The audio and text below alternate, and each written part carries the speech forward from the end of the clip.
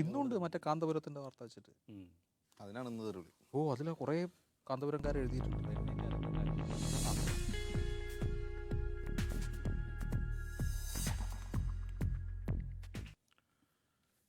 സ്വാഗതം out of ഫോക്കസിലേക്ക് എല്ലാ Facebook സുഹൃത്തുക്കൾക്കും. ഇന്നത്തെ ഏറ്റവും പ്രധാനപ്പെട്ട വാർത്ത നെടുമങ്ങാട് ഉണ്ടായ ദൗർഭാഗ്യകരമായ സംഭവമാണ്. നെയ്യാറ്റിൻകര. അവിടെ വീടൊഴിപ്പിക്കാൻ വന്ന പോലീസുകാരുടെ മുമ്പിൽ ദമ്പതികൾ തീപ്പൊള്ളലേറ്റ് മരിക്കേണ്ടി വന്ന സാഹചര്യം എല്ലാവരും വൈറൽ വീഡിയോയിലൂടെ കണ്ടതാണ്.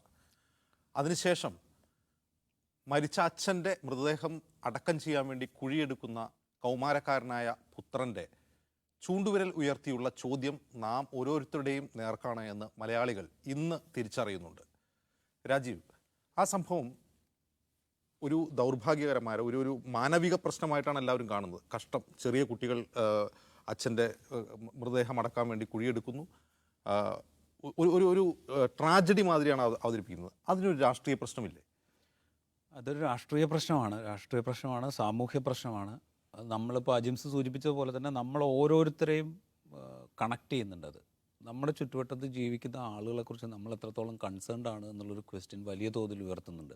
അങ്ങനെ ഒരു കൺസേൺ ഉണ്ടായിരുന്നെങ്കിൽ ഒരുപക്ഷെ ഈ സംഭവങ്ങളൊന്നും ഉണ്ടാവില്ലായിരുന്നു എന്നാണ് ഞാൻ വിചാരിക്കുന്നത്. അപ്പോൾ അവർക്ക് അവിടെ നിന്ന് വീട് ജപ്തി ചെയ്യേണ്ട ഒരു സാഹചര്യം വരുന്നു. അങ്ങനെ ഒരു സാഹചര്യം വരുമ്പോൾ ആ ഫാമിലിക്ക്, ഇപ്പോൾ രാജനാണെങ്കിലും അമ്പിളിക്കാണെങ്കിലും ആ കുട്ടികൾക്കാണെങ്കിലും അവിടെ ആരെയും സമീപിക്കാൻ കഴിയാത്തൊരു സാഹചര്യം ഉണ്ടായി എന്ന് പറഞ്ഞു കഴിഞ്ഞാൽ നമ്മൾ എത്രത്തോളം ബാക്കിയുള്ളവരുടെ കാര്യങ്ങൾ അറിയാതെ പോകുന്നു എന്നുള്ളതൊരു വലിയ പ്രോബ്ലമാണ്. അവിടുത്തെ ചുറ്റുവട്ടത്തുള്ള ആളുകളില്ല, രാഷ്ട്രീയ പാർട്ടി പ്രതിനിധികളില്ല, സമുദായ സംഘടനകളില്ല, ആരുമില്ല. ഇവർക്കാർക്കും വേണ്ടാത്ത ആളുകൾ.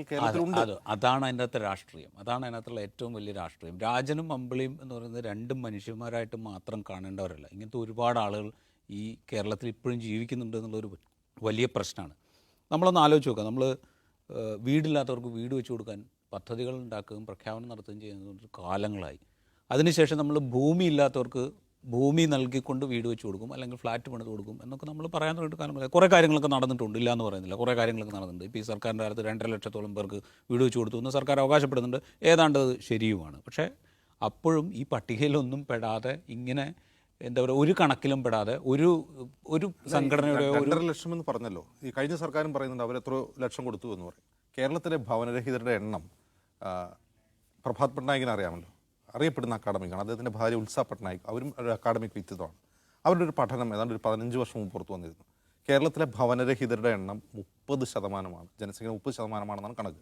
അവർ ഏത് കണക്ക് വെച്ചിട്ടാണത് പറയുന്നത് അറിയില്ല. ഒരുപക്ഷെ സെൻസസ് ഡാറ്റയോ എക്കണോമിക് സർവേയുടെ ഡാറ്റയോ ആണെന്നും അറിയില്ല. പക്ഷെ അവർ മുന്നോട്ട് വയ്ക്കുന്നത് ഇതാണ്: 30% ഭവനരഹിതരുള്ള ഒരു സംസ്ഥാനത്ത് വീടുകൾ ഒഴിഞ്ഞിടക്കുന്നുണ്ട്. അതുപോലെ സർക്കാർ ഭൂമി കുത്തകൾ കയ്യേറിയും വെച്ചിട്ടുണ്ട്.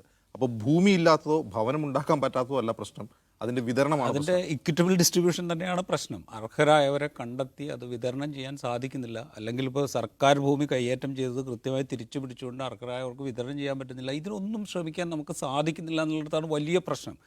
അതൊക്കെ നിൽക്കട്ടെ, അതൊക്കെ വലിയ കാര്യങ്ങളാണ് എന്ന് നമ്മൾ വിചാരിക്കുക. അപ്പോൾ സർക്കാർ ഭൂമി അത് കേസിൽ കിടക്കുന്നതാണ്, ദീർഘകാലമായി കേസിൽ കിടക്കുന്നതാണ്, അതുകൊണ്ട് അത് ഒന്നും ചെയ്യാൻ പറ്റുന്നില്ല എന്നൊക്കെ നമ്മൾ സങ്കല്പിക്കുക. അതൊക്കെ വിടുക. ഇങ്ങനെയുള്ള മനുഷ്യന്മാരിവിടെ ജീവിച്ചിരിക്കുന്നുണ്ട് എന്ന് നമ്മൾ ആരും അറിയുന്നില്ല എന്നുള്ളിടത്താണ് പ്രശ്നം. ഞാൻ പറയുന്നത്, ഞാനടക്കമുള്ള ആളുകളെ ഉൾപ്പെടുത്തിക്കൊണ്ടാണ് പറയുന്നത്, ആരെ ഒഴിവാക്കിയിട്ടല്ല. നമ്മൾ അറിയുന്നില്ല എന്നുള്ളതൊരു വലിയ പ്രശ്നമാണ്.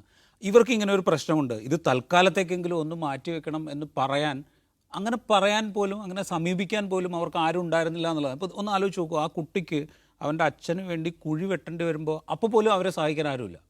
അവരുടെ അമ്മയും മരിച്ച് അതിനുശേഷമാണ് ഒരുപക്ഷെ ആ പ്രദേശത്തെ നാട്ടുകാർ പോലും അവർക്ക് പിന്തുണയുമായിട്ട് രംഗത്ത് വരുന്നത്. എന്തൊരു ദയനീയമായ അവസ്ഥയിലൂടെയാണ് നമ്മൾ കടന്നു പോകുന്നതെന്ന് ആലോചിച്ച് നോക്കുക. നമ്മൾ ദീർഘകാലത്തെ രാഷ്ട്രീയ പ്രവർത്തന പാരമ്പര്യത്തെക്കുറിച്ച്, നമ്മളുടെ എന്താ പറയുക നവോത്ഥാനത്തെക്കുറിച്ച്, അല്ലെങ്കിൽ രാഷ്ട്രീയ പ്രബുദ്ധതയെക്കുറിച്ചൊക്കെ നമ്മൾ വാചാലരായി സംസാരിക്കുന്ന ഒരു സൊസൈറ്റിയാണ്.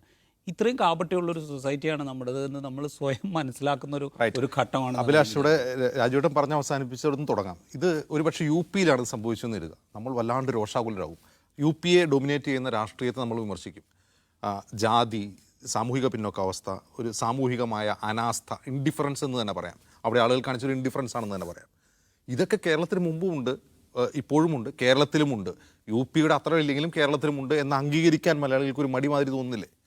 അല്ല, ഇതിനകത്ത് നമ്മൾ കാണേണ്ട ഒരു വിഷയം എന്ന് പറയുന്നത്, ഈ പുറമ്പോക്ക് ജീവിതങ്ങൾ എപ്പോഴാണ് മുഖ്യധാരയിൽ രാഷ്ട്രീയ പരിഗണനാ വിഷയമായി മാറിയിട്ടുള്ളത് എന്നത് തന്നെ നമ്മൾ പരിശോധിക്കേണ്ടി വരും. ഇവിടെ ഇപ്പോൾ ഒരു വസ്തുതർക്കമാണല്ലോ സൂചിപ്പിക്കുന്നത്. എന്തുകൊണ്ട് അങ്ങനെ ഒരു തർക്കം ഉണ്ടായി എന്നുള്ളതാണല്ലോ ഇതൊരു പ്രാഥമികമായ പ്രശ്നം. വസ്തു തർക്കമാണോ എന്ന് തന്നെ സംശയമാണ്. അല്ല, അതാണ് ഒരു ഉദാഹരണം. ഇത് ഒരു ലക്ഷം വീട് കോളനിയോട് ചേർന്ന് നടക്കുന്ന പുറമ്പോക്കാണെന്നാണ് നാട്ടുകാർ പറയുന്നത്. ആ പുറമ്പോക്കിൽ ഇവർക്ക് വീടില്ല, അവർ വീട് ഷെഡ് കെട്ടി താമസിക്കുന്നു. അപ്പോഴാണ് ഈ പരാതിക്കാരി പറയുന്നത് ഇത് ഞാൻ 16 വർഷം മുമ്പ് വില കൊടുത്ത് വാങ്ങിയതാണ് എന്ന്.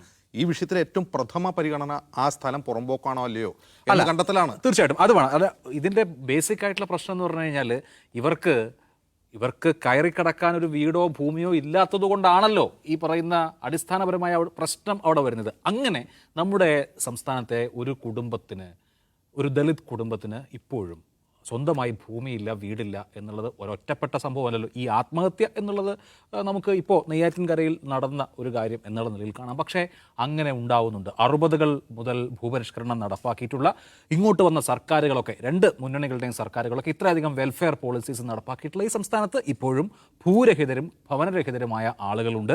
അവർ ഈ തരത്തിലുള്ള പുറമ്പോക്ക് ജീവിതം നയിക്കുകയാണ്. പ്രശ്നം അടിസ്ഥാനപരമായി ഈ വിഷയം അഡ്രസ്സ് ചെയ്യുന്നതിൽ തന്നെയാണെന്നാണ് ഞാൻ വിചാരിക്കുന്നത്. ആ ഒരു സവിശേഷമായ സന്ദർഭത്തിലെ പോലീസിന്റെ ഇടപെടൽ, അതല്ലെങ്കിൽ അവിടെ നടന്ന തർക്കം എന്നുള്ളതിൽ ഉപരിയായി അടിസ്ഥാന പ്രശ്നം ഈ ഭൂമിയുടെയും വീടിന്റെയും പ്രശ്നം പരിഹരിക്കാത്തതാണ്. എന്തുകൊണ്ട് ഭൂപരിഷ്കരണം കഴിഞ്ഞിട്ട് നമ്മളിപ്പോൾ 60 വർഷം കഴിയുമ്പോഴും നമുക്ക് ഈ പ്രശ്നം നമ്മുടെ സംസ്ഥാനത്ത്, നമ്മുടെ നാട്ടിലെ ജനങ്ങളിൽ ഇങ്ങനെ സ്വന്തമായി നമ്മൾ എല്ലാവർക്കും ഭൂമി കൊടുത്തു അല്ലെങ്കിൽ എല്ലാവർക്കും ഭവനം കൊടുത്തു എന്ന് അഭിമാനിക്കാവുന്ന, നമ്മൾ സോഷ്യൽ സെക്യൂരിറ്റിയെ സംബന്ധിച്ച് വലിയ അവകാശവാദങ്ങളുള്ള ഒരു സംസ്ഥാനമാണ്. അങ്ങനെ ഒരു സംസ്ഥാനത്ത് ഇങ്ങനെ നടക്കുക എന്നുള്ളതിനെ വേറൊരു സന്ദർഭം കൊണ്ടും പകരം വയ്ക്കും. അങ്ങനെയാണ് അഭിലാഷ് പറയുന്നത് അടിസ്ഥാന പ്രശ്നം ഭൂപരിഷ്കരണമാണ് എന്നാണ്. കേരളത്തിൽ ഇടതുപക്ഷം മുന്നോട്ട് വയ്ക്കുന്ന ഏറ്റവും വലിയൊരു, അവർ ചെയ്തിട്ടുള്ള ഏറ്റവും വലിയൊരു സോഷ്യൽ ആക്ടിവിറ്റി, അതിനെ വിപ്ലവം എന്നൊക്കെ ചിലർ വിശേഷിപ്പിക്കുന്നുണ്ട്, ഭൂപരിഷ്കരണമാണ് എന്നാണ്. ഭൂപരിഷ്കരണത്തിൻ്റെ കർത്തൃത്വമാർക്കാണ് അത്? CPM-നാണോ CPI-ക്കാണോ കോൺഗ്രസിനാണോ എന്നുള്ള തർക്കമൊക്കെ അവർ നടത്തുന്നുണ്ട്. അത് പൂർത്തിയാക്കിയത് അച്യുതമേനോൻ സർക്കാരാണെന്നൊക്കെ പറയുന്നുണ്ട്. കേരളത്തിൽ നടന്ന യഥാർത്ഥത്തിൽ ഭൂപരിഷ്കരണമാണ് എന്ന് ഇത്രയും ഈ ഉത്സാഹ പട്നായിക്കിൻ്റെ കണക്ക് വേണ്ട, ഇപ്പോൾ നാം കാണുന്ന കണക്കുകൾ വെച്ച് നോക്കിയാൽ നടന്ന ഭൂപരിഷ്കരണം തന്നെയാണോ, അത് ആ ഭൂപരിഷ്കരണം വിജയിക്കാത്തതാണോ? ഭൂപരിഷ്കരണമാണോ എന്ന് ചോദിച്ചാൽ അന്നത്തെ ഒരു സാഹചര്യത്തിൽ അതിനെ നമുക്ക് വേണമെങ്കിൽ ഭൂപരിഷ്കരണം എന്ന് പറയാം. കാരണം എന്ന് വെച്ച് കഴിഞ്ഞാൽ ജന്മിമാരും പാട്ടക്കുടിയാന്മാരുമായി നിൽക്കുന്ന ഒരു സംവിധാനത്തിൽ ഒരു മിനിമം സംഗതി എന്നുള്ള നിലയിൽ കുറച്ച് ഭൂമി ഇവരുടെ ഭൂമിയുടെ ഉടമസ്ഥാവകാശികളായി ഇവരെ മാറ്റുക എന്നുള്ള നിലയ്ക്ക് അതിനെ വേണമെങ്കിൽ നമുക്ക് ഭൂപരിഷ്കരണം എന്ന് വേണമെങ്കിൽ വിളിക്കാം. പക്ഷേ നമ്മൾ ഭൂപരിഷ്കരണം കൊണ്ട് എന്താ ഉദ്ദേശിക്കുന്നത്? ഇവർക്ക് ഉപജീവനത്തിന് പാകത്തിൽ ഭൂമി ഉണ്ടാവുക എന്നുള്ള കൺസെപ്റ്റ് ആണെങ്കിൽ അത് ഭൂപരിഷ്കരണമായിട്ട് നമുക്ക് കാണാൻ സാധിക്കില്ല. കാരണം ഇപ്പോൾ 5 സെൻറ്റ് ഭൂമിയോ അല്ലെങ്കിൽ 2 സെൻറ്റോ 3 സെൻറ്റോ ഭൂമിയോ അല്ലെങ്കിൽ ലക്ഷം വീട് കോളനിയിൽ ഒരു വീടോ കിട്ടിയതുകൊണ്ട് അവർക്കൊരിക്കലും ഉപജീവനം മുന്നോട്ട് കൊണ്ടുപോകാൻ സാധിക്കില്ല. ആ ഒരു അർത്ഥത്തിൽ അതിനെ ഭൂപരിഷ്കരണമായിട്ടോ ഭൂമി നൽകിയത് കൊണ്ട് ജീവിതം മുന്നോട്ട് കൊണ്ടുപോകാൻ പാകത്തിൽ ആളുകളെ മാറ്റിയത് ആയിട്ടോ നമുക്ക് കണക്കാക്കാൻ സാധിക്കില്ല. അങ്ങനെ കുറേ പേരുണ്ട്. ജന്മിമാരുടെ കീഴിൽ കുടിയാന്മാരായിരുന്ന ആളുകൾ, ജന്മിമാരുടെ ഭൂമിയിൽ കൃഷി ചെയ്തിരുന്ന ആളുകൾക്ക് ഭൂമി കിട്ടി. ഇവരുടെ ഭൂമിയിൽ ഇനി കർഷക തൊഴിലാളികളെ വരുന്ന ആളുകളുണ്ട്, അവർക്ക് കിട്ടിയിട്ടില്ല. അവർക്ക് കിട്ടാത്തതിന്റെ പ്രശ്നമുണ്ട്. അതുപോലെ തന്നെ ഭൂരിഭാഗം വരുന്ന ഏറ്റവും താഴെ തട്ടിലുള്ള ആളുകൾക്ക് ഭൂമി നൽകാതെ ഇടത്തട്ടിലുണ്ടായിരുന്നു, അതായത് വരമ്പത്ത് നിന്ന് കൂലി കൊടുക്കുന്ന ആളുകളെയാണ് നമ്മൾ കുടിയാൻ എന്ന് വിളിക്കുന്നത്. ജന്മിയല്ലല്ലോ കൂലി കൊടുക്കുന്നത് കുടിയാനാണ്. അവർക്ക് ഭൂമി കിട്ടി. യഥാർത്ഥത്തിൽ മണ്ണിൽ പണിയെടുക്കുന്ന ആളുകൾക്ക് ഭൂമി കിട്ടിയിട്ടില്ല എന്നല്ലേ ഇത് മനസ്സിലാക്കേണ്ടത്. അതൊരു പ്രശ്നമുണ്ട്. അത് മാത്രമല്ല, ഇതൊക്കെ കഴിഞ്ഞതിന് ശേഷം ഇപ്പോൾ ഭൂപരിഷ്കരണം നടപ്പാക്കി, അതിനുശേഷം ഇപ്പോൾ അഭിലാഷം ഞാൻ നേരത്തെ പറഞ്ഞ പോലെ തന്നെ പല സർക്കാരുകൾ, എത്ര പദ്ധതികൾ നമ്മുടെ മുമ്പിൽ വന്നു, എത്ര പേരുകളിൽ ഇവർക്ക് ഭൂമി കൊടുക്കാൻ, ഭൂമിയില്ലാത്തവർക്ക് ഭൂമി കൊടുക്കാൻ, അല്ലെങ്കിൽ വീടില്ലാത്തവർക്ക് വീട് നിർമ്മിക്കാനൊക്കെ ആയിട്ട് എത്ര പദ്ധതി. അവിടെയാണ് എൻ്റെ ഒരു ചോദ്യം. ഈ ഭൂമിയില്ലാത്തവർക്ക് ഭൂമി കൊടുക്കുക, വീടില്ലാത്തവർക്ക് വീട് കൊടുക്കുക, അതായത് ഭവന പ്രശ്നത്തെയും ഭൂപ്രശ്നത്തെയും ഒന്നായി കാണുകയാണ് സർക്കാരുകൾ ചെയ്യുന്നത്. അതായത് ഭൂമിയുള്ളവർക്ക് വീട് വെച്ച് കൊടുക്കും, ഭൂമിയില്ലാത്തവർക്ക് ഭൂമി വാങ്ങി വീട് വെച്ച് കൊടുക്കും. അപ്പോൾ അവരുടെ പ്രൈം പ്രയോറിറ്റി എന്ന് പറയുന്നത് വീടാണ്, ഭൂമിയല്ല. ഭൂമി എന്തിനു വേണ്ടിയാണ്? വീട് വയ്ക്കാനാണ് എന്നാണ് സങ്കല്പം. യഥാർത്ഥത്തിൽ ഭൂമി കൃഷി ചെയ്യാനാണ്. അതായത് മണ്ണിൽ പണിയെടുത്തുകൊണ്ടിരുന്ന ആളുകൾക്ക് കൃഷി ചെയ്യാൻ ഭൂമിയില്ല എന്നുള്ളതാണല്ലോ യഥാർത്ഥ പ്രശ്നം. അപ്പോൾ പിന്നെ അവർക്ക് വീടുണ്ടാക്കി അവരുടെ അതൊരു ലാർജർ കോണ്ടെക്സ്റ്റ് ആണ്. അതിനെ നമുക്ക് ഇവിടുത്തെ ഇഷ്യൂ ആയിട്ട് അങ്ങനെ വളരെ പെട്ടെന്ന് അഭിലാഷ് അത് അതിന്റെ അടിസ്ഥാന പ്രശ്നം ചൂണ്ടിക്കാട്ടിയതുകൊണ്ടാണ് ഞാൻ ചോദിക്കുന്നത്. പരിഹരിക്കേണ്ടത് ആ പ്രശ്നമല്ല? പരിഹരിക്കേണ്ടത് ആ പ്രശ്നം തന്നെയാണ്. അതങ്ങനെ എളുപ്പത്തിൽ പരിഹരിക്കാൻ പറ്റുന്ന ഒരു പ്രശ്നമാണ് എന്ന് ഞാൻ വിചാരിക്കുന്നില്ല. പക്ഷെ അതിനേക്കാൾ ഉപരിയായി പെട്ടെന്ന് പരിഹരിക്കാൻ പറ്റുന്ന കുറേ കാര്യങ്ങളെങ്കിലും ചെയ്യാനുള്ള ഒരു ശ്രമം ഉണ്ടാവണമല്ലോ. എൻ്റെ പ്രശ്നം അവിടെയല്ല. എൻ്റെ പ്രശ്നം എന്ന് വെച്ച് കഴിഞ്ഞാൽ ഒരു കണക്കിലും പെടാത്ത കുറേ മനുഷ്യന്മാരിവിടെ ഉണ്ട് എന്ന് നമ്മൾ തിരിച്ചറിയുന്നുണ്ടോ ഇല്ലയോ എന്നുള്ളതാണ് എൻ്റെ പ്രശ്നം. ഒരു കണക്കിലും പെടാത്ത, ഇപ്പോൾ ഈ രാജനും അമ്പിളിയും ഏതെങ്കിലും ഒരു കണക്കിൽ അവരുണ്ടോ ഇല്ലയോ എന്നുള്ളത് നമുക്കറിയില്ല. അവരുടെ വേറെ അബൌട്ട്സ് നമുക്കറിയില്ല. അവർ എത്ര കാലമായി അവിടെ താമസിക്കുന്നു എന്ന് നമുക്കറിയില്ല. ലക്ഷം വീട് കോളനികൾക്ക് മുമ്പേ അതില്ല. മുമ്പേ വിലാസമില്ല, അവിടെയുള്ള ആളുകൾക്ക് അഡ്രസ്സില്ല. അതൊക്കെ ഓക്കെ. അത് വേറൊരു പ്രശ്നമാണ്. ലക്ഷം വീട് കോളനി എന്നുള്ള കൺസെപ്റ്റ് വൈസ് ഉള്ള ഒരു പ്രശ്നമാണ്. അതിൻ്റെ പുറംപോക്കിലാണ് ഈ കുടുംബം താമസിക്കുന്നത്. ഈ കുടുംബം ഇവരെത്ര കാലമായി അവിടെ താമസിക്കുന്നു എന്ന് ആർക്കും അറിയില്ല. ഇവർക്ക് ബന്ധുക്കളുണ്ടോ എന്നറിയില്ല. ആ കുട്ടികളോട് ചോദിക്കുമ്പോൾ ഞങ്ങൾക്ക് ബന്ധുക്കൾ ആരുമില്ല എന്നാണ് അവർ പറയുന്നത്. അപ്പം അത്ര പോലും അങ്ങനെ കണക്കിൽപ്പെടാത്ത മനുഷ്യന്മാർ ഇപ്പോഴും നമ്മുടെ കൂട്ടത്തിലുണ്ട്, നമ്മുടെ ഇവിടെ ജീവിക്കുന്നുണ്ട് എന്നുള്ളത് വേറൊരു പ്രശ്നമാണ്. നമ്മൾ ഈ ഭൂമിയുടെ ഉടമസ്ഥാവകാശവും ഭൂപരിഷ്കരണവും ഭൂമിയുടെ അവകാശവും ഭൂമി എന്തിനു വേണ്ടിയിട്ടാണ് കൊടുക്കേണ്ടത് എന്നുള്ള പ്രശ്നം അത് ഗൗരവത്തിൽ തന്നെ നിൽക്കുമ്പോൾ തന്നെ ഇത് വേറൊരു പ്രോബ്ലമാണ്. കാരണം ഒരു കണക്കിലും പെടാത്ത കുറേ മനുഷ്യർ അവർ ജീവിച്ചു പോവുകയാണ്. അവരാരും അഡ്രസ്സ് ചെയ്യുന്നില്ല. ഇവിടുത്തെ ഒരു പൊളിറ്റിക്കൽ പാർട്ടിയുടെ കണക്കിലും അവരില്ല. അവരുടെ ചുറ്റുവട്ടത്ത് അറിയില്ല. അവരുടെ ചുറ്റുവട്ടത്ത് ജീവിച്ചിരുന്ന മനുഷ്യന്മാരുടെ കണക്കിൽ ഇത്രയും നാളും അവരില്ല. ഇപ്പോൾ ആ രണ്ട് ആത്മാക്കൾ, രണ്ട് മനുഷ്യർ മരിച്ചതിന് ശേഷമാണ് അവരുടെ ചുറ്റുവട്ടത്തിലുള്ള ആളുകളുടെ കണക്കിൽ പോലും ഒരു വളരെ പ്രധാനപ്പെട്ട വിഷയമാണ്. അതായത് നമ്മളൊരു സമൂഹത്തിൽ ജീവിക്കുകയാണല്ലോ. അപ്പോൾ സർക്കാരുകൾ ചെയ്യേണ്ട അടിസ്ഥാനപരമായ കാര്യങ്ങളുണ്ട്, നമുക്കത് ആ നിലയ്ക്ക് വിലയിരുത്താം. അതോടൊപ്പം തന്നെ മനുഷ്യർ എന്നുള്ള നിലയിൽ ഓരോരുത്തരും ചെയ്യേണ്ട കാര്യം കൂടി ഉണ്ടല്ലോ. ഓരോ ഇടത്തും സാമൂഹിക പ്രസ്ഥാനങ്ങൾ, രാഷ്ട്രീയ പ്രസ്ഥാനങ്ങൾ, പൊതുപ്രസ്ഥാനങ്ങൾ, പ്ലാറ്റ്ഫോമുകൾ, ഇതൊക്കെ ഉണ്ടാവുന്നത് എന്തിനാണ്? സമുദായ സംഘടനകൾ. ഇതുപോലെ ഒരു പ്രശ്നം അവിടെ ഉണ്ടാവുന്നു. ഇന്നലെ പോകട്ടെ, ആ പിതാവ് മരിച്ച് ആ കുട്ടി കുഴി വെട്ടുമ്പോൾ പോലും അവിടെ ഒരു മനുഷ്യനില്ലല്ലോ. അപ്പോൾ നമ്മൾ ആ അവസ്ഥയിലേക്ക് അവനവനിലേക്ക് ചുരുങ്ങുന്നതിൻ്റെ അവസ്ഥ, ഇതൊക്കെ സർക്കാർ അതല്ലെങ്കിൽ വേറൊരു സംവിധാനം ഏർപ്പാടാക്കി കൊടുക്കട്ടെ എന്നുള്ളത് അവകാശപ്പെടുമ്പോഴോ പറയുമ്പോഴോ തന്നെ സാമൂഹിക പ്രസ്ഥാനങ്ങളും പൊതുജനങ്ങളും കൂടി നിലപാടെടുക്കണ്ടേ? അഭിലാഷ് പറയുന്നത് മനസ്സിലാവുന്നുണ്ട്. അതായത് ബഹിഷ്കൃതരായ മനുഷ്യർ എന്ന് പറയുന്നത് ഇപ്പോഴെന്തോ ഉണ്ടായിട്ടുള്ള, ഇപ്പോൾ മനുഷ്യർ സ്വാർത്ഥരായി അവനവനിലേക്ക് ചുരുങ്ങി എന്നുകൊണ്ട് മാത്രം ഉണ്ടായ ഒരു കാര്യമാണെന്ന് എനിക്ക് തോന്നുന്നില്ല. കാരണം ഞാൻ വളർന്നു വന്ന എൻ്റെ ജീവിതാനുഭവങ്ങളിൽ ഞാൻ ഇത്തരം കഥാപാത്രങ്ങൾ കണ്ടിട്ടുണ്ട്. എൻ്റെ നാട്ടിൽ ഉണ്ടായിട്ടുണ്ട്. സമൂഹത്താൽ ബഹിഷ്കരിക്കപ്പെട്ട മനുഷ്യർ ഉണ്ടാവും. അല്ല, ഞാൻ പറയുന്നത് അത് പ്രദേശങ്ങൾക്കനുസരിച്ച് വ്യത്യാസം ഉണ്ടാവും. ഓരോ സ്ഥലത്തെയും അവബോധങ്ങളനുസരിച്ച് അല്ലെങ്കിൽ ഓരോ സ്ഥലത്തെയും സാമൂഹിക സാഹചര്യങ്ങളനുസരിച്ച് അത് വ്യത്യാസപ്പെട്ടിരിക്കും. പക്ഷേ ഇവിടെ നോക്കൂ, ഇവിടെ അടിസ്ഥാനപരമായി ഉണ്ടായിരുന്നത് 3 സെന്റ് കൂരയിൽ കഴിഞ്ഞിരുന്ന ഒരു കുടുംബത്തെ ഇറക്കി വിടുന്നു. അവർക്ക് ജീവിക്കാൻ വേറെ വഴിയില്ല എന്ന ഘട്ടത്തിലാണ് അവർ ആത്മഹത്യാ ശ്രമത്തിലൂടെ ഇതിനെ പ്രതിരോധിക്കാൻ ശ്രമിക്കുന്നത്. അപ്പോൾ അവിടെ ആ ഇമ്മീഡിയറ്റ് ആയിട്ടുള്ള ആ പരിസരത്ത് ചെയ്യേണ്ട കാര്യങ്ങൾ ഒരാളും ചെയ്തിട്ടില്ല എന്നുള്ളത് നമ്മുടെ മുമ്പിൽ നിൽക്കുകയാണ്. ഇപ്പോൾ ഈ ഭവനരഹിതരുടെ കാര്യം പറഞ്ഞു. ഇപ്പോൾ സർക്കാർ ലൈഫ് പദ്ധതി കൊണ്ടുവരുന്നുണ്ട്. ലൈഫ് പദ്ധതിയിൽ ഭൂമിയുള്ളവർക്ക് വീട് നിർമ്മിച്ച് സർക്കാർ കൊടുക്കുന്നുണ്ട്. നല്ല കാര്യമാണ്. ലക്ഷക്കണക്കിന് ആൾക്ക് വീട് കിട്ടിയിട്ടുണ്ട്. ഇനി ഭൂമി ഇല്ലാത്തവർക്ക് സർക്കാർ ലൈഫ് ഫ്ലാറ്റുകളാണ് പണിയുന്നത്. അതായത് മുൻപ് നമ്മൾ എങ്ങനെയാണോ ലക്ഷം വീട് കോളനികൾ ഉണ്ടാക്കിക്കൊണ്ടിരുന്നത് അതിൻ്റെ സമാനമായ വേറൊരു പകർപ്പാണ്. അതിൻ്റെ ഒരു ഉദാഹരണം പറയാം. എനിക്ക് പരിചയമുള്ള ഒരാൾ, അയാൾക്ക് വീടില്ല. എൻ്റെ ബാർബറാണ് അയാൾ. സ്ഥിരമായി ഞാൻ മുടി വെട്ടാൻ പോകുന്ന സ്ഥലമാണ്. അപ്പോൾ വീടില്ലാത്ത നിങ്ങൾ എന്തുകൊണ്ട് ലൈഫിൽ അപേക്ഷിക്കുന്നില്ല എന്ന് ചോദിച്ചപ്പോൾ ഭൂമിയില്ല എന്ന് പറഞ്ഞു. ഭൂമിയില്ലാത്ത നിങ്ങൾക്ക് അങ്ങനെ ലൈഫ് ഫ്ലാറ്റിലേക്ക് അപേക്ഷിച്ചൂടെ? അങ്ങനെ ഞാൻ ചോദിച്ചിരുന്നു. അപ്പോൾ അവിടുത്തെ കൗൺസിലർ, വാർഡ് മെമ്പർ പറഞ്ഞത് ഇങ്ങനെയാണ്: നിങ്ങളെപ്പോലൊരാൾക്ക് അവിടെ ഒന്ന് താമസിക്കാൻ കഴിയണമെന്നില്ല എന്നാണ്. അതായത് നമ്മളെങ്ങനെയാണോ ലക്ഷം വീട് കോളനികൾ, പച്ചയ്ക്ക് പറഞ്ഞാൽ ജാതി കോളനികൾ ഉണ്ടാക്കിയത്, അതിൻ്റെ വേറൊരു രൂപമാണ് ഈ ഫ്ലാറ്റ്. അതൊരു പക്ഷേ ഒരു മുൻവിധിയാവാം. ഇപ്പോൾ നമുക്ക് ഇതിനോടൊക്കെ തന്നെ പൂർത്തീകരിക്കപ്പെട്ട കോഴിക്കോട് അടക്കമുള്ള ഇടങ്ങളിലെ ഫ്ലാറ്റുകളുണ്ട്. ബാക്കിയുള്ള ഫ്ലാറ്റ് സമുച്ചയങ്ങൾ പൂർത്തീകരിച്ചുകൊണ്ടിരിക്കുകയാണ്. ഇപ്പോൾ കേരളത്തെ സംബന്ധിച്ച് ലാൻഡിൻ്റെ അവൈലബിലിറ്റി ഒരു പ്രശ്നമാണല്ലോ. പ്രശ്നമാണോ? തീർച്ചയായിട്ടും ലാൻഡിൻ്റെ അവൈലബിലിറ്റി പ്രശ്നം ആണ് എന്ന് തന്നെ വിചാരിക്കേണ്ടി വരും.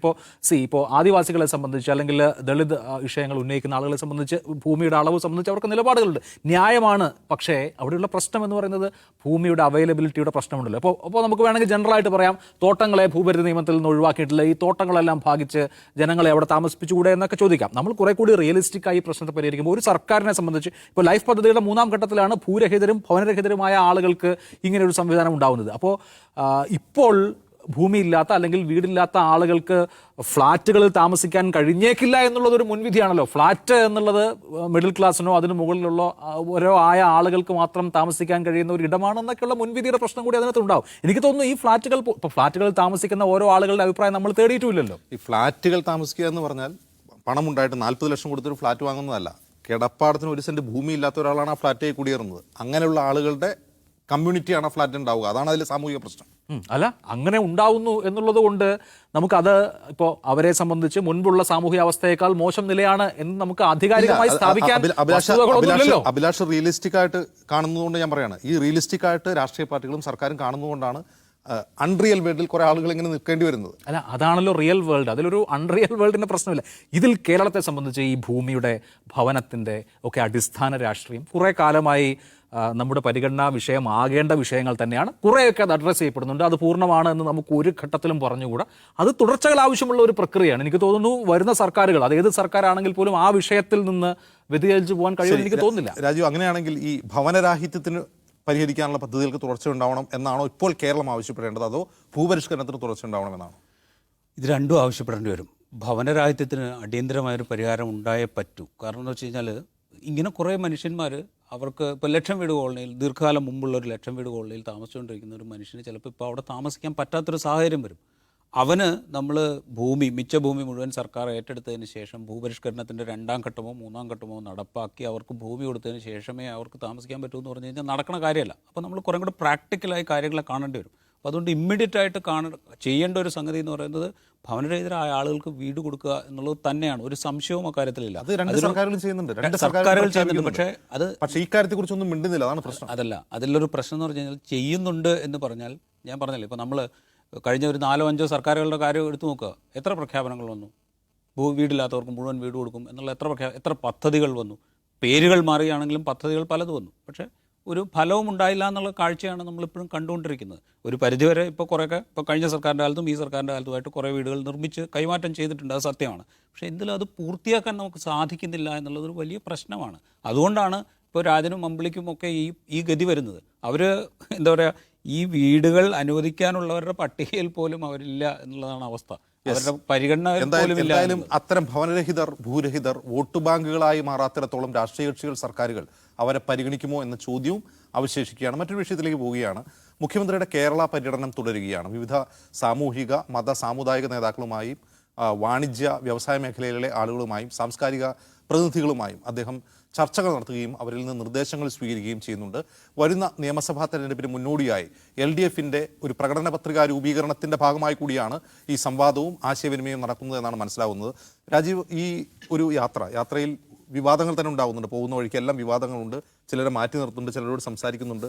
മുഖ്യമന്ത്രിയുടെ ഈ യാത്രയുടെ ലക്ഷ്യം നിയമസഭാ തെരഞ്ഞെടുപ്പാണെന്ന് അദ്ദേഹം തന്നെ പറഞ്ഞിട്ടുണ്ട്. നിയമസഭാ തെരഞ്ഞെടുപ്പിന് മുന്നോടിയായിട്ടാണ് എന്ന്. അത്തരത്തിൽ ഈ അദ്ദേഹം കാണുന്ന ആളുകൾ അതൊരു ക്ലാസ് ഓഫ് പീപ്പിളാണ്. അവരിൽ നിന്ന് മാത്രം നിർദ്ദേശം സ്വീകരിച്ചാൽ ഒരു LDF പ്രകടന പത്രികയായി മാറുമോ? ഇല്ല, അത് അങ്ങനെയല്ല എന്നാണ് ഞാൻ മനസ്സിലാക്കുന്നത്. ഇപ്പോൾ അവരിൽ നിന്ന് മാത്രം നിർദ്ദേശം സ്വീകരിക്കുന്നു എന്ന് നമ്മൾ കണക്കാക്കേണ്ടതില്ല. കാരണം ഇപ്പോൾ പിണറായി വിജയൻ ഇത് ആദ്യത്തെ എക്സർസൈസ് അല്ല. ഇതിനു മുൻപ് അദ്ദേഹം കേരള യാത്ര നടത്തിയിട്ടുണ്ട്.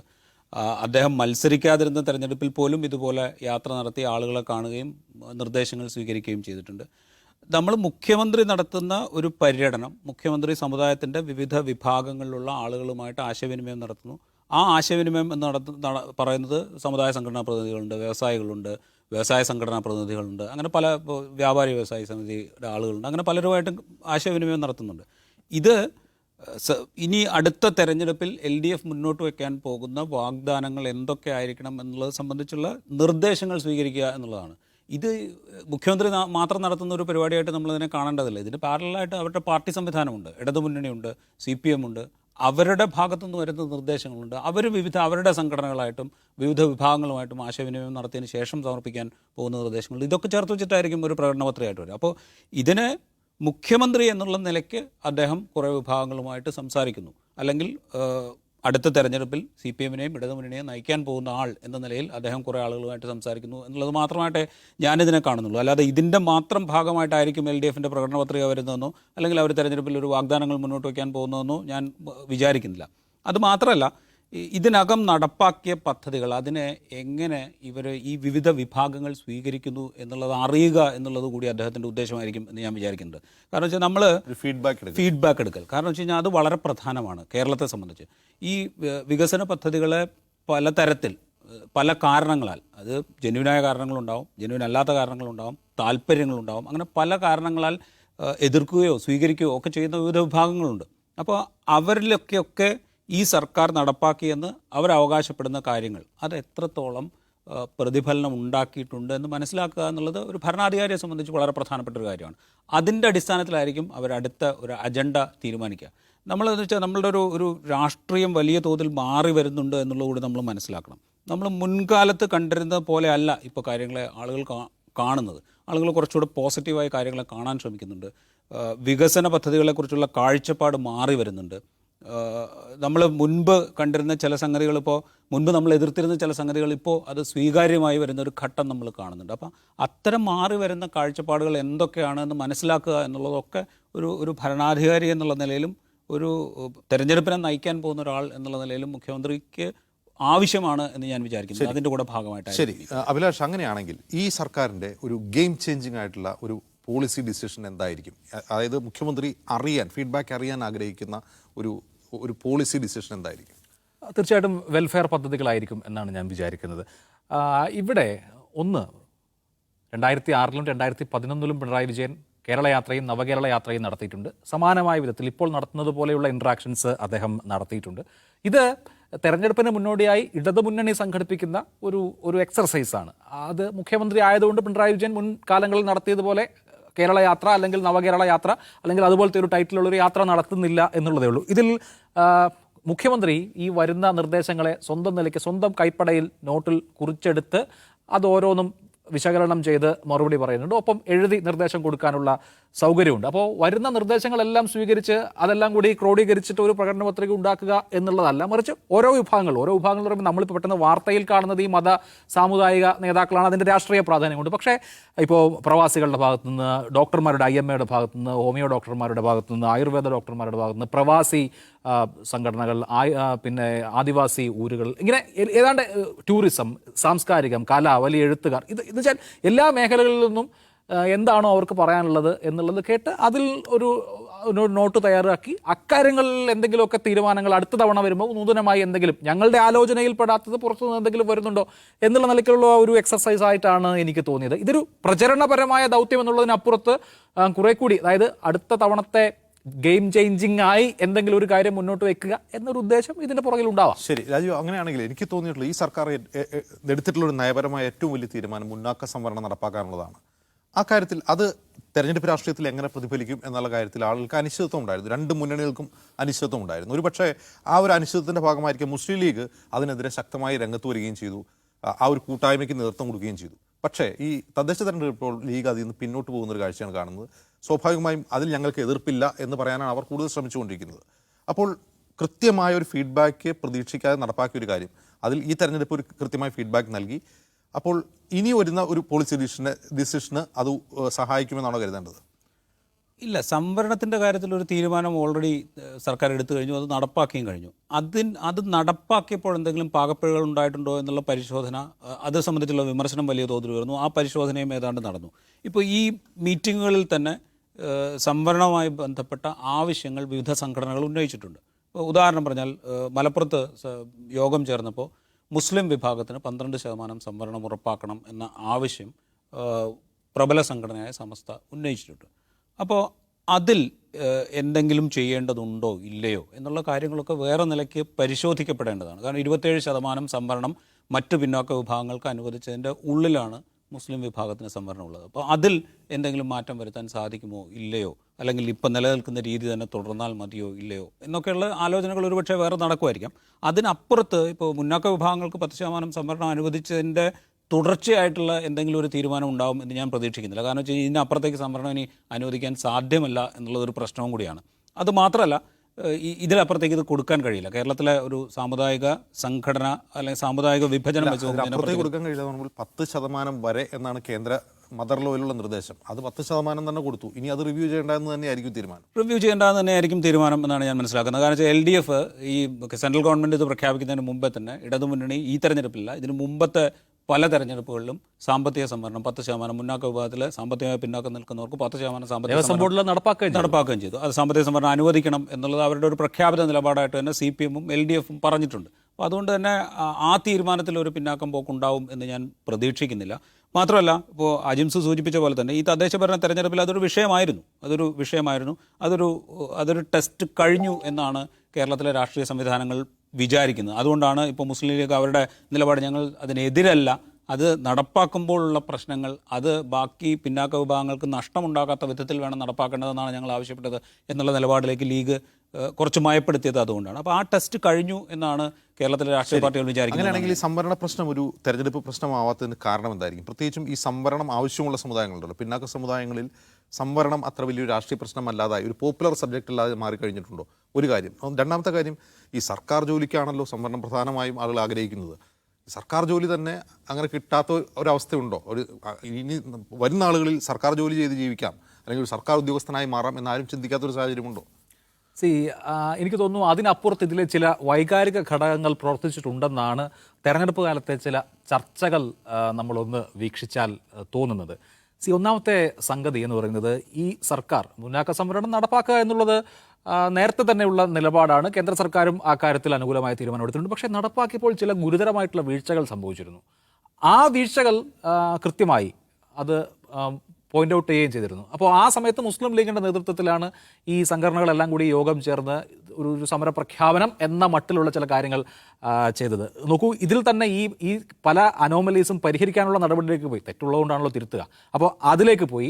രണ്ടാമത്തേത് ഈ ഈഴവ സംവരണം സംബന്ധിച്ച്, മെഡിക്കൽ PGയിലെ സംവരണം സംബന്ധിച്ച് 2 വിദ്യാർത്ഥികൾ ഹൈക്കോടതിയെ സമീപിച്ചിട്ടുണ്ട്. യഥാർത്ഥത്തിൽ സംവരണം ഈ പറയുന്ന മുന്നോക്ക EWS നടപ്പാക്കിയതിൽ ചില പ്രശ്നങ്ങളുണ്ടായിരുന്നു. ആ പ്രശ്നങ്ങൾ പരിഹരിക്കേണ്ട പ്രശ്നങ്ങളുമായിരുന്നു. എനിക്ക് തോന്നുന്നു മുസ്ലിം ലീഗിൻ്റെ നേതൃത്വത്തിൽ ഒരു പൊളിറ്റിക്കൽ പൊസിഷൻ എടുക്കുകയും അതേസമയം തന്നെ ഈഴവ സംഘടനകളും മറ്റൊന്നും അതിനോട് അത്ര അനുഗുണമായി പ്രതികരിക്കാതിരിക്കുകയും ചെയ്തത് വഴി സംഭവിച്ചത് എന്താണെന്ന് വെച്ചാൽ ഇതൊരു മുസ്ലിം പ്രശ്നമായി നമ്മുടെ ഒരു പൊതു ചർച്ചയിൽ വന്നു. അപ്പോൾ ഉണ്ടായിട്ടുള്ള ഒരു സംഗതി എന്ന് വെച്ചാൽ അത് പ്രത്യേകിച്ച് ക്രിസ്ത്യൻ വിഭാഗങ്ങളിൽ ഉണ്ടാക്കിയിട്ടുള്ള പ്രതിഫലനം. അവരുടെ ഒരു പാംഫ്ലെറ്റിൽ പറഞ്ഞത് സ്വന്തം പാത്രത്തിൽ നിന്ന് ഒരു വറ്റ് പോലും നഷ്ടപ്പെടില്ല എങ്കിലും തൊട്ടടുത്തവൻ്റെ പാത്രത്തിൽ വിളമ്പുമ്പോൾ അത് വേണ്ട എന്ന് പറയുന്ന അസഹിഷ്ണുത.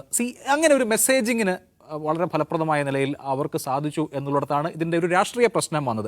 യഥാർത്ഥത്തിൽ ലീഗ് ഉന്നയിച്ചിട്ടുള്ള അല്ലെങ്കിൽ ഈ പറയുന്ന സംഘടനകൾ ഉന്നയിച്ചിട്ടുള്ള പ്രശ്നങ്ങൾ വാലിഡ് ആയിരുന്നുവെങ്കിലും അത് ഒരു പൊതു രാഷ്ട്രീയ പ്രശ്നമായി വന്നപ്പോൾ അതിൻ്റെ നിറം മാറിപ്പോയി എന്നുള്ളതാണ് നമുക്ക്. വാലിഡ് ആയിരിക്കും മാത്രമല്ല, അതിനിടയിൽ തന്നെ അതിൽ പലതിലും പരിഹാരം ഉണ്ടായി. അതാണ് ഞാൻ പറഞ്ഞത്. ഈ പറയുന്ന മെഡിക്കലുമായി ബന്ധപ്പെട്ട വിഷയങ്ങളടക്കം സർക്കാർ പുനഃപരിശോധിക്കുകയും പല തിരുത്തലുകൾ വരുത്തുകയും ചെയ്തു. പക്ഷേ അത് അധികം ആരും അറിഞ്ഞിട്ട് പോലും ഉണ്ടെന്ന് എനിക്ക് തോന്നുന്നില്ല. ഈവൻ ഈ കേസിന്റെ കാര്യം പോലും തെറ്റുപറ്റിയെന്ന് സർക്കാർ തുറന്ന് സമ്മതിച്ചിട്ടുമില്ല.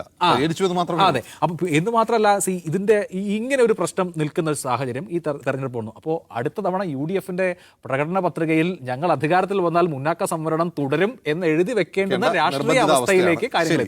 ശരി, അതാണ് ഈ കേരള പര്യടനത്തിന്റെ മറ്റൊരു സൈഡ് എഫക്റ്റ് എന്ന് പറയുന്നത്. മറ്റൊരു വിഷയത്തിലേക്ക് പോവുകയാണ്. നടൻ രജനീകാന്ത് നേരത്തെ പാർട്ടി ഉണ്ടാക്കും എന്ന് പ്രഖ്യാപിച്ചിരുന്നു. രാഷ്ട്രീയ പാർട്ടിയുമായി രംഗത്ത് വരും. ഈ ഡിസംബർ 31 അദ്ദേഹത്തിന്റെ പാർട്ടി പ്രഖ്യാപനം ഉണ്ടാവും എന്നായിരുന്നു നേരത്തെ പ്രതീക്ഷിച്ചിരുന്നത്. പക്ഷേ അപ്രതീക്ഷിതമായി അദ്ദേഹം ഹൈദരാബാദിൽ വെച്ച് രോഗബാധിതനാവുകയും അദ്ദേഹത്തിന് രക്തസമ്മർദ്ദത്തിൽ വ്യതിയാനം ഉണ്ടാവുകയും ആശുപത്രിയിൽ പ്രവേശിപ്പിക്കുകയും ചെയ്തു. കഴിഞ്ഞ ദിവസം അദ്ദേഹം ചെന്നൈയിൽ മടങ്ങിയെത്തി. ഇന്ന് അദ്ദേഹം ട്വിറ്ററിലൂടെ പ്രഖ്യാപിച്ചത് രാഷ്ട്രീയ പാർട്ടി ഉണ്ടാവില്ല എന്ന് തന്നെയാണ്. അദ്ദേഹത്തിൻ്റെ വിശദമായൊരു പാംഫ്ലെറ്റ് എന്ന് പ്രസിദ്ധീകരിച്ചിരുന്നു ട്വിറ്ററിൽ. അതിൻ്റെ രത്ന ചുരുക്കം ഇതാണ്: ആരോഗ്യ കാരണങ്ങളാൽ ജനങ്ങൾക്കിടയിൽ ക്യാമ്പയിൻ ചെയ്യേണ്ടി വരുമ്പോൾ ആരോഗ്യ കാരണങ്ങളാൽ അത് സാധ്യമാവാതെ വരികയാണ്. ദൈവം നൽകിയൊരു മുന്നറിയിപ്പാണത്. അതുകൊണ്ട് ഞാനിപ്പോൾ തൽക്കാലം പിന്മാറുന്നു എന്നാണ് ആ പാംഫ്ലെറ്റിൻ്റെ സാരാംശം. രാജീവ്, അത് മാത്രമാകുമോ കാരണം? ഞാൻ വിചാരിക്കുന്നത് രജനീകാന്ത് അദ്ദേഹത്തിൻ്റെ ഈ രാഷ്ട്രീയ പാർട്ടി പ്രഖ്യാപിച്ചത് മക്കൾ മണ്ഡലം എന്ന് പറയുന്ന അദ്ദേഹത്തിൻ്റെ ആരാധക വൃന്ദത്തിൻ്റെ പിന്തുണയിലാണല്ലോ. ആ ആരാധക വൃന്ദത്തെ പിണക്കാതെ അദ്ദേഹം രാഷ്ട്രീയ പ്രവേശനത്തിൽ നിന്ന് പിന്മാറി എന്നാണ് ഞാൻ വിചാരിക്കുന്നത്.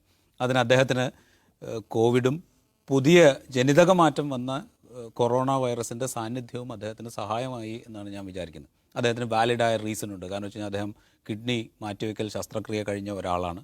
ഈ ഒരു ഘട്ടത്തിൽ പൊതുപ്രവർത്തന രംഗത്തേക്ക് ഇറങ്ങി പൊതുജനങ്ങൾക്കിടയിൽ പ്രവർത്തിക്കാൻ തീരുമാനിച്ചാൽ അത് സ്വാഭാവികമായും അസുഖബാധിതനാകാനുള്ള സാധ്യതയുണ്ട്. അങ്ങനെ വന്നാൽ അദ്ദേഹത്തിൻ്റെ ജീവന് തന്നെ ഒരുപക്ഷെ ഭീഷണിയായേക്കാം. അപ്പോൾ അതുകൊണ്ട് ഞാൻ തൽക്കാലം രാഷ്ട്രീയത്തിലേക്കില്ല എന്ന് പറയാനുള്ളൊരു അവസരം, അങ്ങനെ പറഞ്ഞ് അദ്ദേഹത്തിൻ്റെ ആരാധക വൃന്ദത്തെ മുഷിപ്പിക്കാതെ പിൻവലിയാനുള്ളൊരു അവസരം അദ്ദേഹത്തിന് കിട്ടി എന്നാണ് ഞാൻ വിചാരിക്കുന്നത്. ഈ കഴിഞ്ഞ ദിവസമാണ് AIADMKയുടെ ഒരു പ്രസ്താവന വന്നത്, AIADMK നേതൃത്വത്തിന്.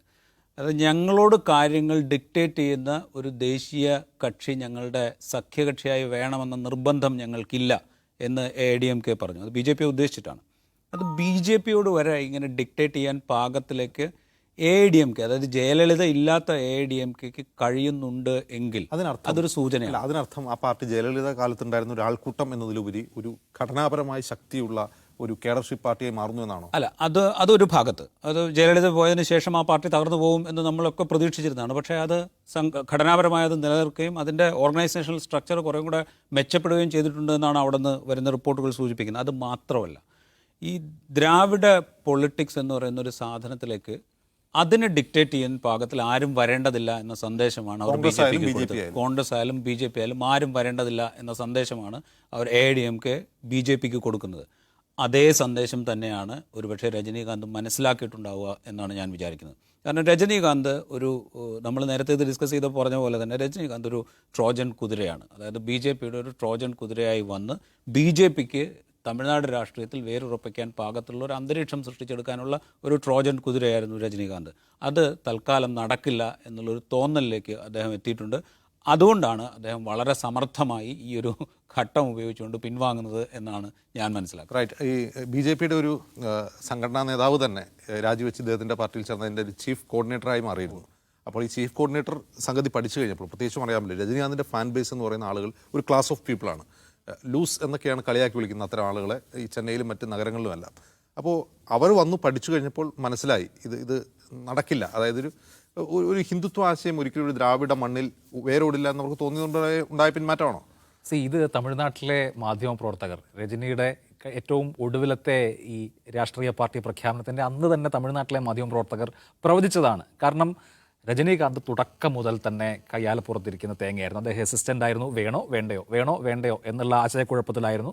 പക്ഷേ അദ്ദേഹത്തിന് ചില പുഷസ് കിട്ടുന്നത് കൊണ്ടായിരിക്കുമല്ലോ സ്വാഭാവികമായി അദ്ദേഹം എന്നാൽ പിന്നെ ഇറങ്ങിയേക്കാം എന്ന് വിചാരിക്കുന്നത്. അത് ഇപ്പോഴത്തെ യഥാർത്ഥമായ പരിശോധനയിൽ പ്രത്യേകിച്ച് കാര്യമൊന്നുമില്ല എന്ന് ബോധ്യപ്പെട്ടതിൻ്റെ അടിസ്ഥാനത്തിലാണ് അദ്ദേഹത്തിൻ്റെ പിന്മാറ്റമെന്നാണ് ഞാൻ വിചാരിക്കുന്നത്. കാരണം രജനിയെ സംബന്ധിച്ച് ഈ 2000-ന് മുൻപുണ്ടായിരുന്ന വിധത്തിലുള്ള വലിയ തോതിലുള്ള ഫാൻ ബേസ് ഇപ്പോഴില്ല. ഈ രസികർ മന്ത്രങ്ങളുടെ മാത്രം അടിസ്ഥാനത്തിൽ അദ്ദേഹം ഒരു തെരഞ്ഞെടുപ്പിലേക്ക് പോയാൽ അദ്ദേഹത്തിൻ്റെ ഒരു വലിയ ഫ്ലോപ്പ് ഷോ, ഒരു ഭാഷയായിരിക്കില്ല ബോക്സ് ഓഫീസിൽ ഉണ്ടാവുക എന്ന് അദ്ദേഹത്തിന് തന്നെ ഒരു ബോധ്യം ഉണ്ടാകും. കാരണം ഒരു തെരഞ്ഞെടുപ്പിൽ മത്സരിച്ച് അല്ലെങ്കിൽ തെരഞ്ഞെടുപ്പ് രംഗത്തേക്ക് ഇറങ്ങി ആകപ്പാടെ ഫ്ലോപ്പായി അങ്ങനെ നിൽക്കേണ്ട ഒരു സന്ദർഭം അദ്ദേഹം മുൻകൂട്ടി അങ്ങ് ഒഴിവാക്കി. ഞാനില്ല എന്ന മട്ടിൽ ഈ ആരോഗ്യ കാരണങ്ങളൊക്കെ സൂചിപ്പിച്ച് പിന്മാറുകയാണെന്നാണ് ഞാൻ വിചാരിക്കുന്നത്. രജനീകാന്തിനി തമിഴ്നാട് രാഷ്ട്രീയത്തിൽ വന്നാൽ തന്നെയും ഉണ്ടാക്കാൻ കഴിയുന്ന ഇമ്പാക്റ്റ് പരിമിതമാണ് എന്ന് അദ്ദേഹത്തിന് നല്ല ബോധ്യമുണ്ട്. റൈറ്റ്. ഈ BJPയുടെ ആളുകൾ ഈ ഓരോ സ്റ്റേറ്റിനെ തരംതിരിച്ചുകൊണ്ട് ഓരോ സ്റ്റേറ്റിനെ പറ്റി പറയുന്നുണ്ട്. ഇപ്പോൾ കേരളത്തെ പറ്റി പറയുക കൊമ്മി സ്റ്റേറ്റ് എന്നാണ്, തമിഴ്നാടിനെ പറ്റി ബ്ലാക്ക് സ്റ്റേറ്റ് എന്നാണ് വിളിക്കുക. കാരണം അവർക്ക് തീരെ പ്രതീക്ഷയില്ലാത്ത സ്ഥലം. ഇപ്പോൾ ഈ BJPയുടെ ഓരോ പരീക്ഷണങ്ങൾ നോക്കുമ്പോൾ കേരളവും തമിഴ്നാടും താരതമ്യം ചെയ്താൽ കുറെ കൂടി സംഘപരിവാർ വിരുദ്ധ രാഷ്ട്രീയം അല്ലെങ്കിൽ BJP വിരുദ്ധ രാഷ്ട്രീയം ശക്തമായി ഉയർത്തിപ്പിടിക്കുന്ന തമിഴ്നാടാണോ കേരളമാണോ? ആശയതലത്തിൽ ഒരുപക്ഷെ, പ്രത്യക്ഷമായ ആശയതലത്തിൽ ഒരുപക്ഷെ കേരളമായിരിക്കും ഡയലോഗുകളിൽ. പക്ഷേ അതിൻ്റെ ഒരു രാഷ്ട്രീയം വെച്ചുകൊണ്ട് നോക്കുകയാണെങ്കിൽ തമിഴ്നാടാണെന്ന് പറയേണ്ടി വരും. കാരണം വെച്ചാൽ ആ ദ്രാവിഡിയൻ പൊളിറ്റിക്സിലേക്ക് അത്ര എളുപ്പത്തിലൊന്നും ഈ സംഘപരിവാർ രാഷ്ട്രീയത്തിന് കടന്ന് കയറാൻ സാധിക്കില്ല. ഇപ്പോൾ നമുക്കൊരു ഉദാഹരണം പറഞ്ഞു കഴിഞ്ഞാൽ കമൽഹാസൻ പാർട്ടി പ്രഖ്യാപിക്കുമ്പോൾ, കമൽഹാസൻ അത്യാവശ്യം ഫാൻ ബേസ് ഒക്കെ ഉള്ളതാണ് തമിഴ്നാട്ടിൽ. കമൽഹാസൻ പാർട്ടി പ്രഖ്യാപിക്കുമ്പോൾ പോലും കമൽഹാസൻ അത്രത്തോളം വലിയ പിന്തുണ കിട്ടാതെ പോകുന്നതിൻ്റെ ഒരു കാരണം കമൽഹാസൻ ഒരു ബ്രാഹ്മണാണ് എന്നുള്ളത് തന്നെയാണ്. ഒരു സംശയവും അക്കാര്യത്തിൽ ജയലളിതയോട് ഉണ്ടായിരുന്നില്ല. പക്ഷേ ജയലളിതയും MGRും വന്നൊരു കാലത്തല്ല തമിഴ്നാട് ഇപ്പോൾ ഉള്ളത്. കരുണാനിധിയുടെ തീപ്പൊരി ഡയലോഗുകൾ കേട്ട് MGRൻ്റെ പാട്ടും ഡയലോഗും ഒക്കെ ആവേശത്തോടെ കേട്ട് MGRും ജയലളിതയും കൂടെ അഭിനയിക്കുന്ന സിനിമകളിൽ അഭിരമിച്ച് അവരെ വീരാരാധനയോടെ കണ്ടിരുന്ന ഒരു തമിഴ് സൊസൈറ്റിയാണ് നമ്മളുടെ എപ്പോഴും മനസ്സിലുള്ളത്. അങ്ങനെ ആ സൊസൈറ്റി വലിയ തോതിൽ മാറിയിരിക്കുന്നു. അവിടെ തൊണ്ണൂറുകൾക്ക് ശേഷം ഉണ്ടായ വലിയ മാറ്റമുണ്ട്. വിദ്യാസമ്പന്നരായ ആളുകൾ, വലിയ വ്യവസായങ്ങൾ, വലിയ വികസനം, ഇങ്ങനെ ഒരുപാട് കാര്യങ്ങൾ അവിടെ സംഭവിച്ചു കഴിഞ്ഞിരിക്കുന്നു. അപ്പോൾ അതുകൊണ്ട് ആ ഒരു ഇത് വെച്ചുകൊണ്ട് നമ്മളിപ്പോൾ ഈ പറയുന്ന നമ്മുടെയൊക്കെ ചെറുപ്പത്തിൽ ഭിക്ഷാടകർ ഏറ്റവും കൂടുതൽ വരുന്നത് തമിഴ്നാട്ടിൽ നിന്നായിരുന്നു. അവരില്ല, ഭിക്ഷാടകർ മാത്രമല്ല തൊഴിലാളികളും ഇല്ല. പക്ഷേ അവിടെ ഉണ്ടായ ഒരു മിഡിൽ ക്ലാസ് രൂപപ്പെട്ടിട്ടുണ്ടല്ലോ ഈ വികസനത്തിന്റെ ഫലമായി. പക്ഷേ ആ മിഡിൽ ക്ലാസ് രൂപപ്പെട്ടിട്ട് പോലും അവർ ദ്രാവിഡ രാഷ്ട്രീയം കൈയൊഴിക്കുന്നില്ല എന്നുള്ളതാണ്. അല്ല, മിഡിൽ ക്ലാസ് രൂപപ്പെട്ടു, ആ ദ്രാവിഡ രാഷ്ട്രീയം അവർ കൈയൊഴിയുന്നില്ല. അത് മാത്രമല്ല, അവിടുത്തെ ജാതി അടിസ്ഥാനത്തിലുള്ള സംഘടനകൾ വലിയ തോതിൽ ശക്തി പ്രാപിച്ചിട്ടുണ്ട്.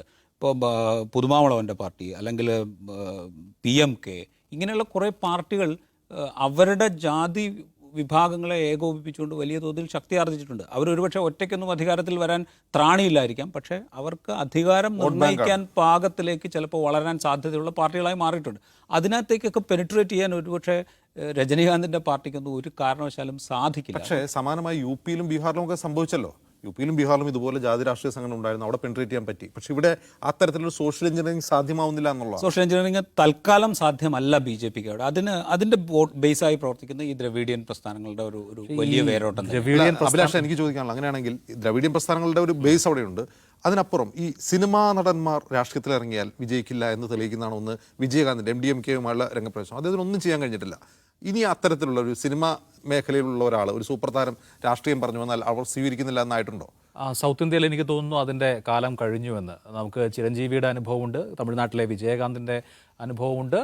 ഇപ്പോൾ മയ്യം വിസിലുമായിട്ട് കമൽഹാസൻ വന്നിട്ടുണ്ടല്ലോ. കമൽഹാസന്റെ പാർട്ടിക്ക് അടുത്ത നിയമസഭാ തെരഞ്ഞെടുപ്പിൽ പ്രത്യേകിച്ച് ഒരു ഇമ്പാക്റ്റ് ഉണ്ടാക്കാൻ കഴിയില്ല. പരമാവധി പോയാലൊരു 4.5% വോട്ട്, അതിനപ്പുറത്തേക്ക് കമൽഹാസൻ പ്രത്യേകിച്ച് ഒരു ഇമ്പാക്റ്റ് ഉണ്ടാക്കാൻ പോകുന്നില്ല. അപ്പോൾ ആ നിലയിലേക്ക് തമിഴ്നാടിൻ്റെ രാഷ്ട്രീയം വന്നിട്ടുണ്ട്. പിന്നെ ഒരു പ്രശ്നം എന്ന് വെച്ചാൽ തമിഴ്നാട് രാഷ്ട്രീയത്തിൻ്റെ ഇപ്പോഴത്തെ ഫൂട്ടിംഗ് എന്ന് പറയുന്നത് നമ്മൾ ദ്രവീഡിയൻ രാഷ്ട്രീയം എന്ന് പറയുമ്പോൾ, ദ്രവീഡിയൻ രാഷ്ട്രീയത്തിൽ ഇപ്പോൾ പെരിയാർ EV രാമസ്വാമി നായ്ക്കരും അതിനുശേഷം CN അണ്ണാദുരൈയൊക്കെ മുന്നോട്ട് വെച്ചിട്ടുള്ള ഒരു രാഷ്ട്രീയ സങ്കല്പമുണ്ട്. ഇവരെല്ലാവരും കടുത്ത നിരീശ്വരവാദികളായിരുന്നു. കരുണാനിധിയുടെ മകന് സ്റ്റാലിൻ എന്നാണല്ലോ പേരിട്ടത്. അപ്പോൾ ആ നിലയ്ക്കുള്ള നിരീശ്വരവാദം ഇപ്പോഴത്തെ പുതിയ ഉദയനിധി സ്റ്റാലിനോട് നിങ്ങൾ പറഞ്ഞു നോക്കൂ. അങ്ങനെയല്ല, അവർ വളരെ റിച്വലിസ്റ്റിക് ആയി മാറിയിരിക്കുന്നു. എന്ന് വെച്ചാൽ ഈ തമിഴ്നാട് രാഷ്ട്രത്തിലെ പുതിയ അംഗങ്ങൾ എന്ന് പറഞ്ഞാൽ ഹിന്ദുത്വ എന്ന് പറയുന്നത് തമിഴ്നാടിനെ സംബന്ധിച്ച് തമിഴ് ഐഡന്റിറ്റി, ഭാഷാ ഐഡന്റിറ്റി, ഇത് രണ്ടും സ്ട്രോങ് ആണ് എന്നുള്ള ആ രണ്ട് കാലിലാണ് ഈ പറയുന്ന ദ്രവീഡിയൻ പൊളിറ്റിക്സിന്റെ ഇപ്പോഴത്തെ ഫൂട്ടിങ്. അതിനപ്പുറത്ത് മറ്റൊരു തരത്തിലുള്ള ഐഡിയോളജിക്കൽ ഈ പറയുന്ന